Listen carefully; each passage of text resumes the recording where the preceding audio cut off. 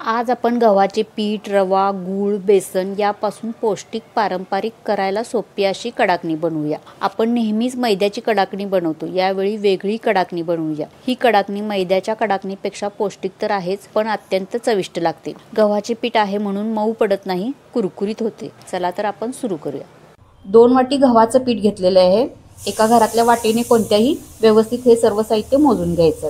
रवा घेतलेला आहे अर्धी वाटी। रवा बारीक किंवा मोठा असेल तरी पण हा मिक्सरला फिरवून घ्यायचा, म्हणजे आपल्या पिठामध्ये व्यवस्थित स्मॅश होतो। बेसन घेतलेला आहे अर्धी वाटी आणि 1 वाटी गूळ घेतलेला आहे। हा गूळ बारीक कापून घेतलेला आहे। गूळ एका पातेल्यामध्ये काढून घेतलेलं आहे आणि थोडंसं पाणी घालायचं। गूळ विरघळण्यासाठी फक्त पाणी घालायचं आहे आपल्याला आणि हा गूळ विरघळून घ्यायचा आहे।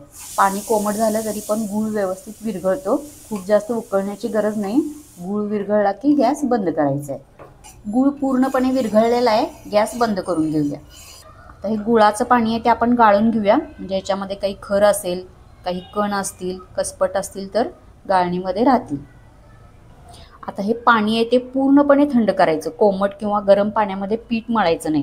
जर कोमट किंवा गरम पाण्यामध्ये पीठ मळलं तर कडाकणी आपली तेल शोषून घेते, कडाकणी तेलकट होतात। आणि पाणी पण खूप जास्त वापरायचं नाहीये। थोडं पाण्यामध्ये गूळ विरघळून घ्यायचा, म्हणजे आपल्याला गुळाचा पूर्ण वापर करता येईल। एक्स्ट्रा पाणी लागलं तर आपण मळताना घेऊया। सुरुवातीला कणिक आहे ते आपण परातीमध्ये ओतून घेऊया। 2 वाट्या कणिक घेतलेली आहे। अर्धी वाटी बेसन ते पण ओतून घेऊया याच्यावरच। अर्धी वाटी रवा आहे, तो मी मिक्सरमध्ये फिरवून घेतला, तो पण आपण ओतून घेऊया। अगदी चिमूटभर मीठ घालूया।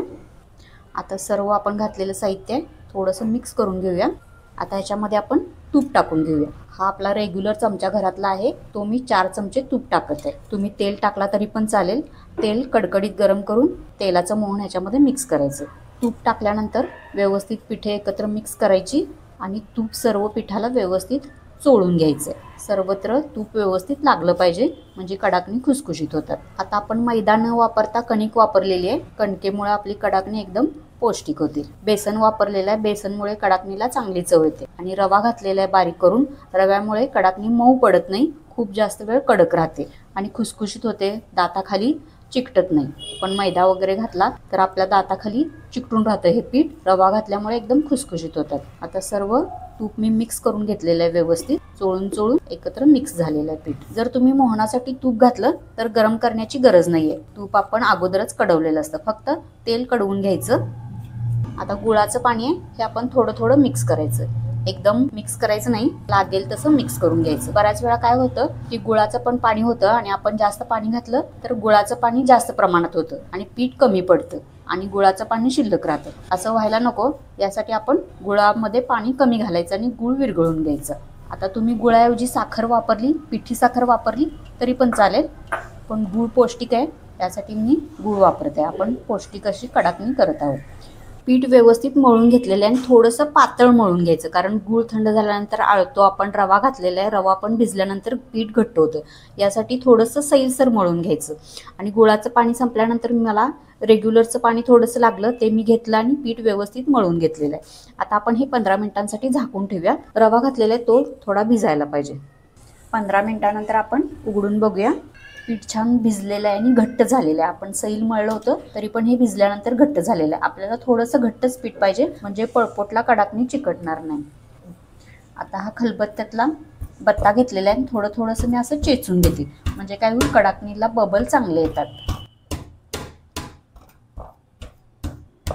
आता पुन्हा एकदा पीठ व्यवस्थित मळून घ्यायचं। पीठ एकदम छान झालेलं आहे, थोडंसं घट्टच ठेवायचं पीठ। आता याचे आपण गोळे करून घेऊया, अशा पद्धतीने गोळे करून घेऊया, छोटे छोटे पेड्याच्या आकाराचे। आता कलर एकदम छान आलेला आहे। तुम्ही याच्यामध्ये चिमूटभर हळद टाकली ना तरी अजून कलर सुंदर येईल। गुळाचा आणि बेसनचा रंग पिठाला छान एकदम आलेला आहे। थोडेसे दाबून गोळा करायचा, म्हणजे गोळ्याला क्रॅक जाणार नाही। एक 10-12 गोळे आपण करून घेऊया अशाच पद्धतीने। आता एक प्लॅस्टिकचा कागद घेतलेला आहे, ह्याला थोडासा तुपाचा हात लावून घेतलेला आहे मी।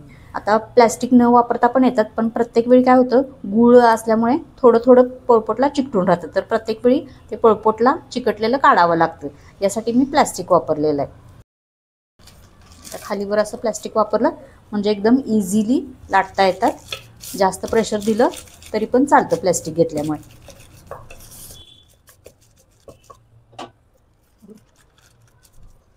अशा रीतीने पातळ अशी कडाकणी मी लाटून घेतलेली आहे।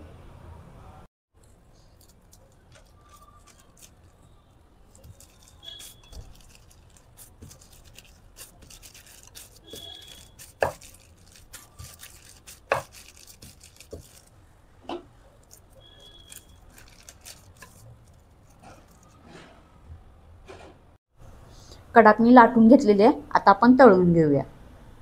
तेल मध्यम गरम केलेलं आहे. खूप कडकडीत तेल गरम करायचं नाही. आता तळताना काय होतं, की गूळ घातल्यामुळे कडाकणी थोडीशी मऊ पडते. गूळ विरघळतो कडाकणी बरोबर आणि कडाकणी थोडीशी मऊ पडते. तर अलगद आपण तळून घेऊया. आता ही काढल्यानंतर पण मऊ आहे. थोडीशी गार झाल्यानंतर गूळ कडक होतो आणि कडाकणी पण कडक होते. टिश्यू पेपरवर काढून घेऊया. कडाकणी परतण्यासाठी झाराच वापरायचा. एखादा चिमटा जर तुम्ही वापरला तर चिमट्यामध्ये ही तुटते. एकदम नाजूक असतात कडाकण्या. या चिमट्याने तळायचं नाही, झाऱ्याने अलगद हळूवारपणे तळून घ्यायच्या. आणि तेल पण खूप जास्त कडकडीत गरम करायचं नाही. एकदम मध्यम किंवा मंद आचेवर गॅस ठेवायचा, कारण गूळ घातल्यामुळे या लगेच तळल्या जातात. आता कडाकणी तळताना तुम्ही काय करा, एक छोटीशी कडाकणी तळून बघा. गार झाल्यानंतर खाऊन बघा कशा झालेल्या आहेत. खुसखुशीत जर तुम्हाला वाटली नाही कडाकणी तर 1 चमचा तूप घालून पीठ व्यवस्थित पुन्हा एकदा मळून घ्या, म्हणजे कडाकणी व्यवस्थित होईल. कसं आपण वाटीचं आणि चमच्याचं प्रमाण वापरलेलं आहे, त्यामुळे प्रमाणामध्ये थोडाफार फरक होऊ शकतो. यासाठी जर खुसखुशीत नाही झाल्या तरच 1 चमचा तूप वापरा. सर्व कडाकण्या तळून झालेल्या आहेत आणि थोड्याशा अशा डार्क रंगावर तळून घ्यायच्या, म्हणजे खाताना एकदम कुडकुडीत लागतात. आणि समजा असे बबल येत असले जास्त प्रमाणात, आपला काटेरी चमचा असतो त्याच्याने कडाकणीवर थोड्याशा टोचा मारून घ्यायचा, म्हणजे खूप जास्त असे बबल येत नाहीत. तुम्हाला जशा आवडतील त्या पद्धतीने करा. थोड्याशा डार्क तळा, म्हणजे खायला चांगल्या लागतात. आणि आपल्या मैद्याच्या साखरेच्या असतात त्याची चव इतकी चांगली लागत नाही, पण गूळ, बेसन आणि रवा याची चव एकदम कडाकणीला छान येते आणि एकदम पौष्टिक पण आहेत. या पूर्णपणे थंड करून घ्यायच्या, म्हणजे ह्या कडक होतात. वाफ राहिली तर थोड्याशा मऊ असतात. थंड झाल्यानंतरच डब्यामध्ये भरून ठेवायच्या. आता मी एक तुम्हाला मोडून दाखवते कशा पद्धतीने झालेले आहेत.